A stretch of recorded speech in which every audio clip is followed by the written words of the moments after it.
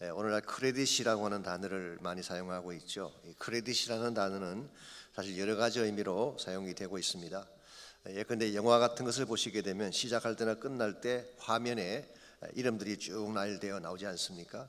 제작자 이름도 나오고 투자가나 출연 배우들의 이름들이 쭉 나옵니다. 이 경우에 크레딧이라고 이렇게 이야기를 하죠. 이것은 공헌을 했다, 이 영화를 만드는 데에 공이 있다, 이제 그런 의미를 담고 있습니다.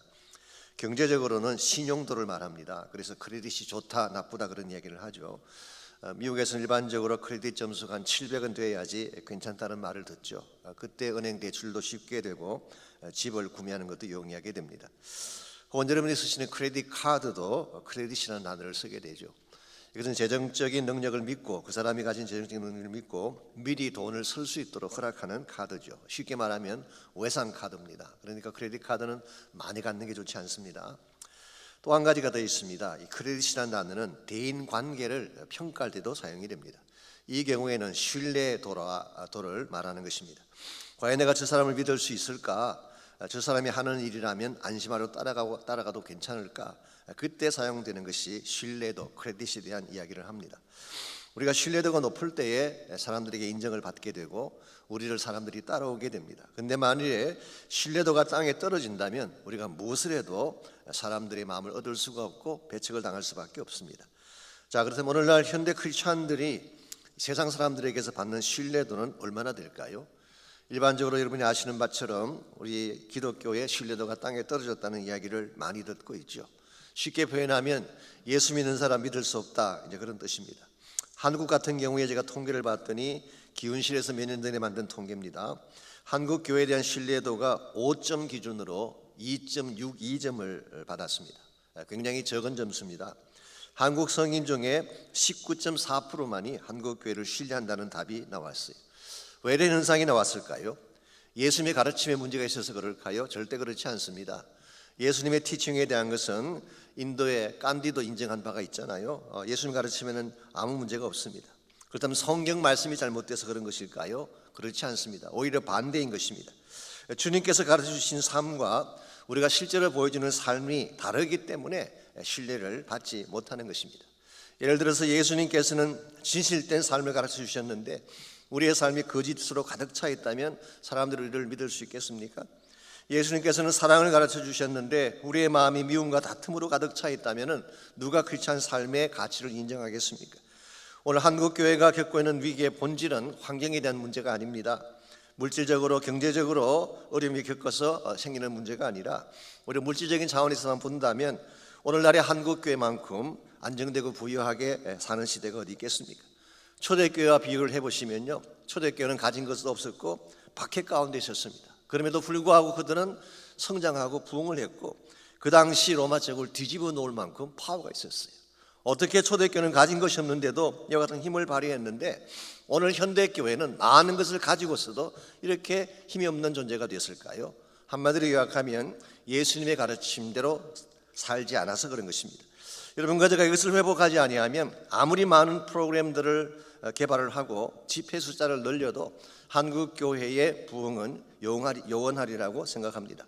이런 측면에서 오늘 아침 다른 누구를 지목하기 전에 나의 모습, 나의 삶은 과연 주님이 분부하신 말씀과 일치하는가 점검을 해야 됩니다. 왜 그러냐고 하면 내가 바로 교회이기 때문에, 내가 예수님을 리프레젠트하는, 대변하는 사람이기 때문에 나의 삶으로부터 예수님의 가르침이 시작이 돼야지 참된 회복이 일어나는 것입니다. 이런 면에서 정말 나의 크리스찬이라고 하는 이름을 가진 여러분과 제가 크리스찬답게 살고 있는지를 점검하고 예수님께서 가르쳐 주시는 본래적 차원으로 돌아가는 것은 대단히 중요한 것입니다.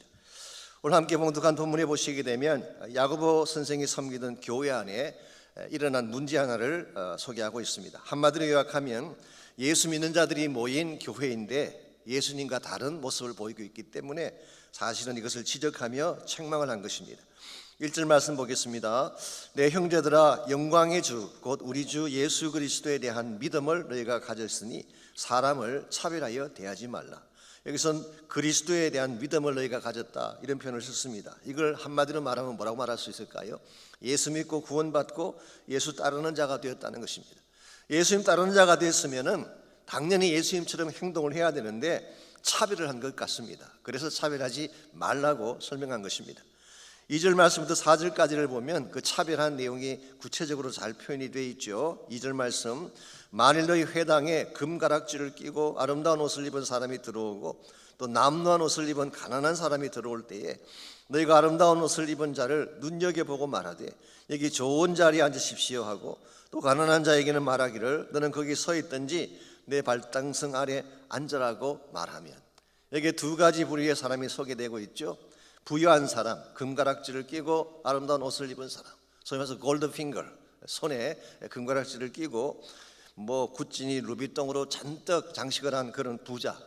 그 반면에 남루하게 보이는 가난한 자가 교회에 들어왔을 때에 이 예배 안내하는 분이 부자는 좋은 자리로 이렇게 안내를 해드리고 가난한 자들은 박대하고 천대를 하게 된다면 이것이야말로 예수님께서 가르친 티칭과 반대다 그 말이에요. 주님은 그렇게 하지 않으셨어요. 오늘 이것이 이와 같이 사람을 이 차별하는 모습, 특별히 그것도 부의 정도를 따라서 차별한 이것이 야고보가 섬기던 교회를 갈라놓게 되고 이것이 문제를 야기하게 된 것입니다. 6절 말씀 보게 되면 심지어 말이죠, 이 가난한 자들을 업신여기면서도 부자들에게는 굽신거리는 모습을 보였던 것 같습니다. 6절을 이렇게 기록합니다. 너희는 도리어 가난한 자를 업신여겼도다. 부자는 너희를 억압하며 법정으로 끌고 가지 아니하느냐. 그들은 너희에게 대하여 일컫는 바 그 아름다운 이름을 비방하지 아니하느냐 했어요. 가난한 자들은 억압을 하면서 부자들은 사실 그 당시에 크리스찬들을 억압을 하고 법정으로 끌고 가서 수를 하고 심지어는 그 아름다운 이름인 예수 그리스도의 이름을 모독하고 비방한 것이 부자들인데, 이와 같이 교회를 어게인스트하고 예수님에 대해서도 어게인스트하는 이 부자들은 너희들이 잘 대접을 하면서 어떻게 가난한 사람들은 업신여기니라 그 말이에요. 하나님의 교회는 부와 가난을 따라서 행동하면 안 되는 것입니다. 예수님께서 언제 그렇게 하셨어요?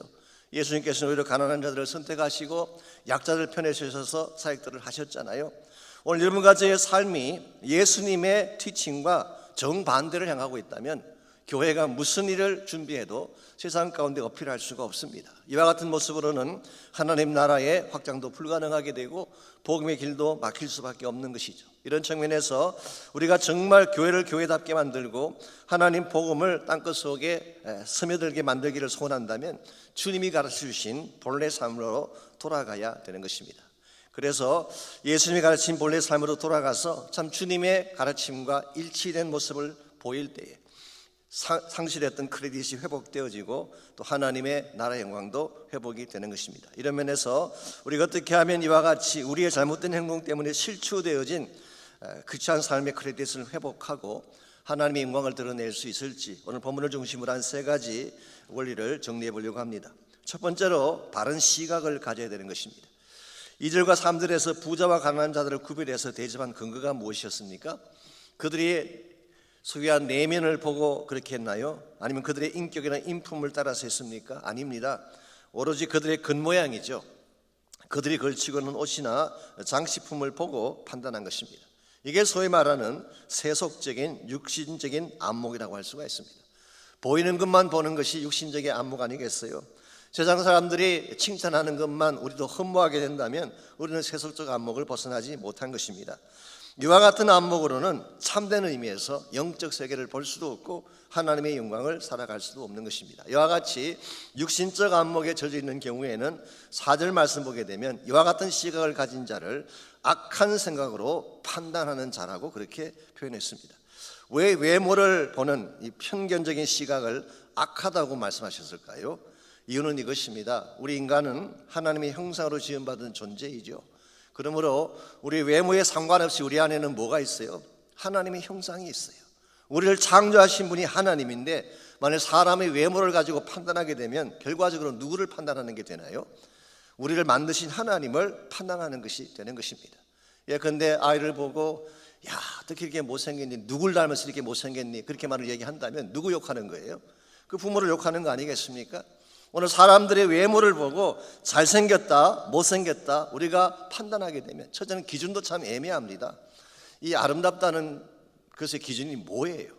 세상이 만들어 놓은 인위적인 기준을 가지고 대부분 이야기하죠. 세상 TV에 나오든지 미스 아메리카를 뽑든지 세상에 만든 기준을 가지고 뷰티를 이야기하는데 그게 과연 정당한 기준일까요? 저는 그것 자체에도 회의가 있습니다만은 또 한 가지 설사 조금 보기에 그렇게 보여도 하나님이 창조하신 작품이면 다 아름다운 거예요. 다 존귀하고 귀한 것입니다. 하나님은 여러분과 저를 보실 때에 우리의 외모를 보고 판단하신 적이 없어요. 우리 내면을 들여다보셨어요. 좋은 예가 사무엘상 16장에 나오지 않습니까? 사무엘이 장차 이스라엘 다스릴 왕을 뽑기 위해서 이새의 집을 방문했습니다. 그때 이새가 7명의 아들을 그 앞에 이렇게 소개를 했어요. 첫째 아들 엘리압을 보니까 키도 크고 용모가 잘생겼던 것 같습니다. 이걸 보고 사무엘이 기름 부으려고 할 때에 7절을 보시게 되면 하나님이 이렇게 말씀하셨어요. 용모와 신장을 보지 말라. 사람은 외모를 보거니와 나 여호와는 중심을 보느니라. 그렇게 말씀하시고 마지막에 불러온 8번째 아들 드레스장을 치다 달려온 어쩌면 목욕도 못하고 양용물도 묻어있을 가능성이 많은 그 다윗을 보고 이가 그니 이 다윗에게 기름 부으라 그렇게 말씀하셨어요. 여기서 말하는 중심을 보신다고 하셨는데 하나님이 다윗의 어떤 면을 보셨을까요? 다윗의 외모를 봤다면 초라합니다. 양치다 왔으니까 오물도 묻고 누추하고 더러울 수가 있죠. 근데 하나님 그게 관심이 없었어요. 다윗의 심령 속에 있는 내면을 보았는데 과연 무엇을 보았을까? 몇 가지 짐작해 볼 수가 있습니다. Maybe 다윗의 성실함을 보았을 가능성이 있습니다. 들에서 신실하게 양을 치는 목자 얼마나 성실합니까? 두 번째로 아마도 다윗의 찬양을 보았을 가능성이 있습니다. 밤마다 시마다 때마다 하나님을 찬양했던 노래를 많이 불렀어요. 무슨 일을 당해도 기뻐하고 어떤 상황이 와도 하나님을 향해 노래했던 다윗, 이걸 귀하게 보셨을 가능성이 있죠. 혹은 하나님을 향한 사랑을 보셨을 가능성이 있습니다. 다윗만큼 여호와를 사랑한 종이 없었습니다. Maybe 하나님의 뜻을 구하는 다윗의 모습을 보았을 수도 있습니다. 다윗의 마음속에는 하나님의 뜻이 중요했어요. 그랬기 때문에 사실 7 형들이 다 소개가 되고 본인은 소외가 되었지만, 쉽게 말하면 찬밥 신세가 되었지만 그가 집안으로 들어올 때에 얼굴빛이 빛났다고 했어요. 보통 마음이 상하면 얼굴빛이 빛이 안 나는데 얼굴빛이 빛이 났다고 했어요. 이건 무슨 의미일까요? 다윗의 마음 심령에는 아무런 상처가 없다는 뜻이에요. 하나님의 뜻을 그는 신뢰했기 때문에 내가 받는 대접에 연연하지 아니하고 내가 누릴 영광이 중요한 것이 아니라 하나님이 뜻대로 하셨다면 that's okay. 이와 같은 마음이 다윗에게 있었던 것 같습니다. 제가 지금 나열해드린 이 모든 것들을 한마디로 요약해서 성경은 뭐라고 표현하고 있나요? 사도행전 13장 22절에서는 이것을 내 마음에 합한 사람이다 그렇게 표현하셨어요. 하나님 마음에 꼭 들었다는 거예요. 오늘 여러분과 제가 하나님께 복받기를 원하고 하나님의 은혜 가운데 가기를 원하면 누구의 마음에 들어야 될까요? 하나님 마음에 들어야지. 세상 사람들의 마음에 든다고 잘 되는 게 아닙니다. 사람들이 칭찬하고 박수한다고 해서 성공자가 되는 게 아니라 하나님 마음에 들어야 되는 것입니다. 이런 면에서 하나님은 우리의 속심령을 들여다보시고 우리의 내면을 들여다보시고 우리를 평가하시는데, 예수를 따른다고 하는 여러분과 제가 겉모양만 바라보고 사람을 평가한다면 이건 잘못된 판단이 아닐 수가 없습니다. 이런 면에서 먼저 우리의 시각이 바로 되는 것이 필요합니다. 두 번째로 참된 부를 소유해야지 하나님의 사람답게 살아갈 수가 있습니다. 5절을 보겠습니다. 내 사랑하는 형제들아 들을지어다. 하나님이 세상에서 가난한 자를 택하사 믿음에 부유하게 하시고 또 자기를 사랑하는 자들에게 약속하신 나라를 상속으로 받게 하지 아니하셨느냐. 이게 하나님의 계획이 나와 있습니다. 하나님이 여러분과 저를 선택하실 때에 하늘 나라를 상속받기 위해서 선택하셨어요. 그런데 특별히 중요한 단어가 뭘까요? 믿음으로 부유하게 하시고, rich in faith, 믿음에 부유한 사람. 이게 사실 성경이 말하고 있는 진짜 부자의 컨셉이에요. 세상 사람들은 돈의 양을 가지고 부자를 결정하죠. 매년 그 포브즈라는 경제 잡지에서 미국의 100대 부자들을 선정을 합니다. 거기에 올라온 이름들을 보세요. 그 사람들의 삶이나 인격에 대한 건 아무 상관이 없어요. 돈의 양을 가지고 결정하는 것입니다. 빌 게이츠니 워렌 버핏이니 아마존의 요즘은 베조스 같은 사람 수억 대 부자 아닙니까? 세상 사람들은 이와 같이 이 돈의 양을 가지고 그들의 명예를 결정하는지 모르지만 하나님 나라는 그렇지 않습니다. 믿음의 양으로 결정을 하는 것입니다. 아무리 돈이 많아도 믿음이 없으면 the rich poor man이 되는 것입니다. 반대로 가진 것이 없어도 하나님을 향한 믿음이 충만하면 the poor rich man이 되는 것입니다. 이런 면에서 여러분과 제가 세상 논리대로 살기를 원한다면 돈만 카운트하며 사시기 바랍니다. 그러나 만약 하나님 나라 원리를 따라 살기를 원한다면 믿음의 충만함을 간구하시기를 바랍니다. 믿음을 가졌다는 말의 뜻이 무엇인지 아십니까? 내 안에 하나님으로 가득 차 있다는 이야기예요. 하나님이 나를 장악하셨다는 의미와 똑같은 것입니다. 세상 사람이 아무리 많은 돈을 갖고 권력자가 아무리 많은 권력을 가져도 하나님만큼 크겠습니까? 하나님만큼 클 수가 없습니다. 여러분이 만일 하나님을 여러분 인생의 중심에 모셨다면 사실은 모든 걸 다 가진 것입니다. 생명도 가지고 있고 평안도 있고 기쁨도 있고 심지어 여러분이 필요한 물질도 그분 안에 다 있는 거예요. 구약 성경에 나오는 아브라함을 보십시오. 아브라함이 자기 일가 친척 그 갈대아우르를 떠날 때에 믿음 하나 갖고 떠났어요. 정말 어디로 가야 될지도 모르는데 갔을 지에 무엇이 기다리는지도 모르는데 하나님이 가라고 하시니까 믿음 하나 가지고 그는 타향 땅으로 떠났어요. 그랬더니 하나님이 어떤 축복을 주셨어요? 이 아브라함에게 언약의 축복을 주셨죠. 복에 거는 데는 축복을 허락해 주셨죠. 많은 민족을 허락해 주셨죠. 여기에다가 덧붙여서 아브라함을 부유한 인생이 되도록 물질의 축복도 부어주셨어요. 이런 면에서 참된 부유함은 하나님 안에서의 부유함이지 하나님을 떠난 부라고 하는 것은 사실은 의미가 없는 것입니다. 이런 면에서 오늘 여러분이 정말 이 땅 가운데서 당당하게 살기를 원한다면 rich in faith, 믿음의 부유한 자가 되시기 바랍니다. 참된 믿음을 소유한 자는 환경 때문에 걱정하지 않아요. 아무리 악한 일들이 벌어져도 낙심하지 않습니다. 내게 능력 주시는 자 안에서 모든 것을 할 수 있기 때문에 이게 참된 크리스찬 삶인 것입니다. 오늘 여러분이 비록 가진 것이 좀 부족할지라도 이와 같은 믿음의 담대함을 가지고 살게 되면 세상 사람들이 우리를 우러러 볼 수밖에 없어요. 도대체 저 사람 속에 무엇이 있길래 이런 상태에서도 저렇게 당당할 수가 있나? 이런 상태에서도 저렇게 진실하고 저렇게 거룩하게 살 수가 있나? 이와 같은 평가를 받아야지 이 복음이 복음다워지게 되는 것입니다. 이런 면에서 우리가 정말 하나님의 영광의 위치로 다시 돌아가서 상실했던 크리스찬의 크레딧을 회복하기를 원한다면 첫째는 우리의 시각이 달라져야 돼요. 세상 사람들이 보는 것처럼 보면 안 됩니다. 우리 영적인 눈을 가지고 분별력 가지고 보는 것을 배워야 돼요. 두 번째는 참된 부가 믿음이라는 사실을 인식을 해야 됩니다. 마지막 세 번째로 필요한 것이 사랑의 법을 따라 살아야 되는 것입니다. 사랑의 법을 따라 살아야지 예수님의 모습이 우리를 통해 나타나게 되는 것입니다. 8절을 보겠습니다. 너희가 만일 성경에 기록된 대로 내 이웃 사랑하기를 내 몸과 같이 하라 하신 최고의 법을 지키면 잘하는 것이라고 했어요. 여기에 최고의 법이 나오죠. 이 법이 뭘 말할까요? 율법을 크게 두 가지 큰 강령으로 나눌 때에 첫째는 하나님을 사랑하는 것이죠. 하나님을 마음과 뜻과 힘을 다해 사랑하는 것, 이게 첫 번째 강령입니다.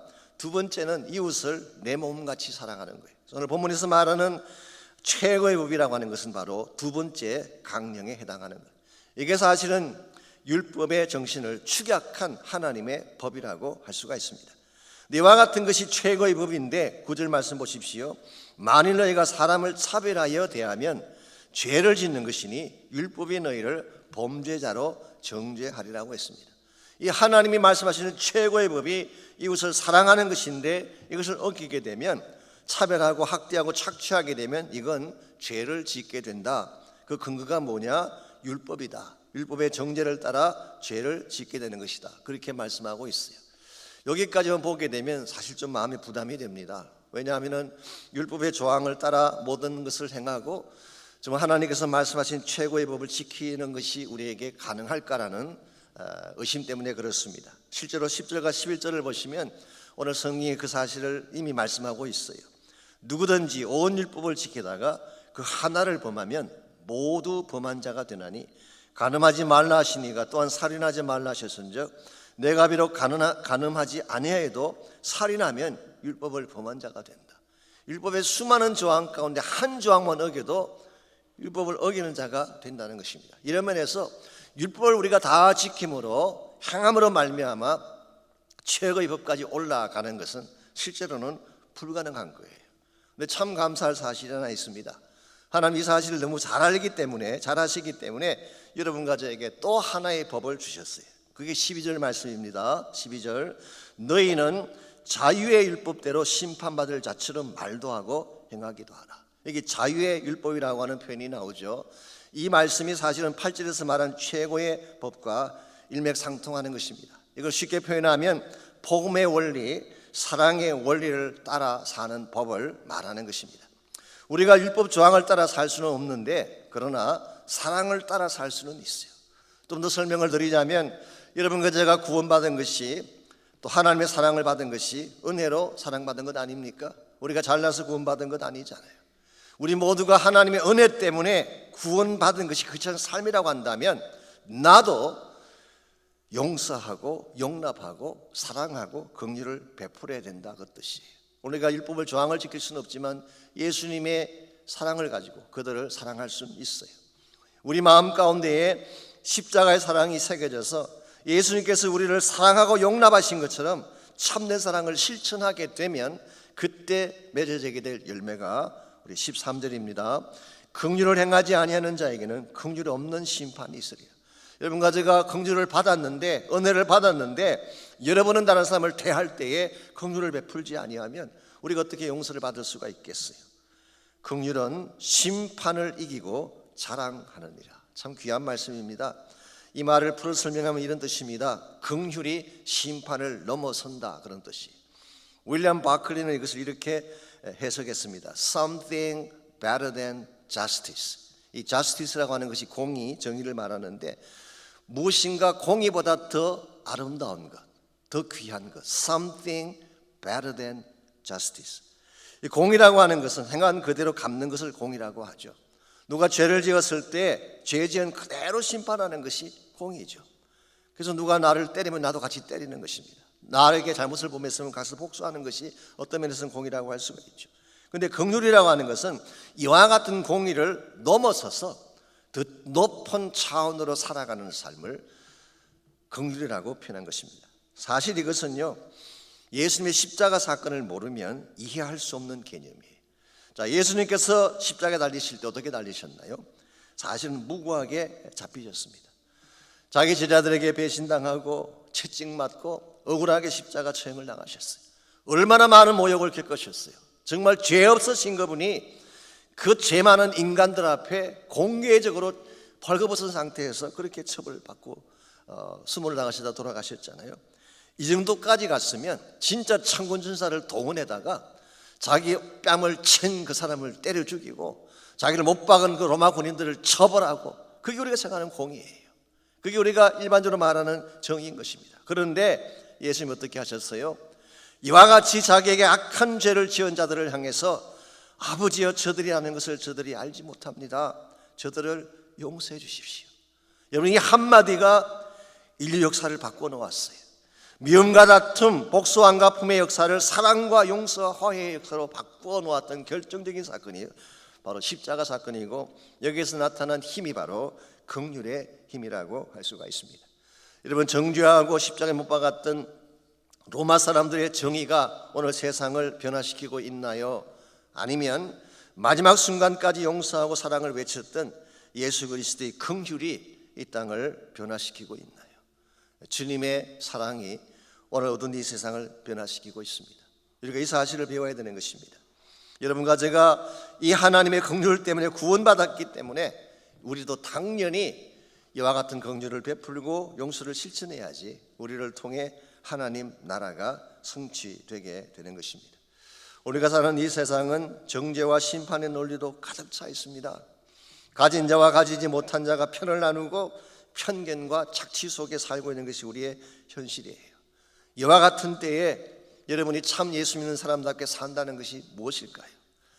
정말 주님의 시각으로 사람들을 보고 그들의 심령 속에 있는 하나님의 형상을 바라보고 사람들을 존중할 뿐만 아니라 설사 잘못한 자가 있든지 연약한 자가 있든지 나에게 악을 행한 자가 혹시 있을지라도 사랑하며 긍휼을 베풀며 그들을 용납하는 모습을 보여줄 때에 이것이 복음의 감동이 되고 많은 사람들이 하나님께로 돌아오는 길을 열게 되는 것입니다. 이런 면에서 저희들이 새해를 시작합니다마는 사실 옛날 가지고 있던 우리의 그 완악한 심령을 가지고 새해를 시작한다면 금년 한 해 동안에 맺을 사랑의 열매가 없을지 모릅니다. 그런데 정말 오늘 본문의 말씀처럼 하나님이 우리를 그렇게 긍휼히 여기시고 사랑하고 용서하신 것처럼 내 마음속에 이 주님의 사랑을 품고 안내를 시작한다면 여러분의 가정에 틀림없이 변화가 일어날 거예요. 여러분 주변에 많은 사랑의 열매가 맺혀지게 될 것입니다. 그러므로 이 아침 우리가 기도할 때 맨 먼저 기도하기를 원하는 것은 주님 닮게 하십시오.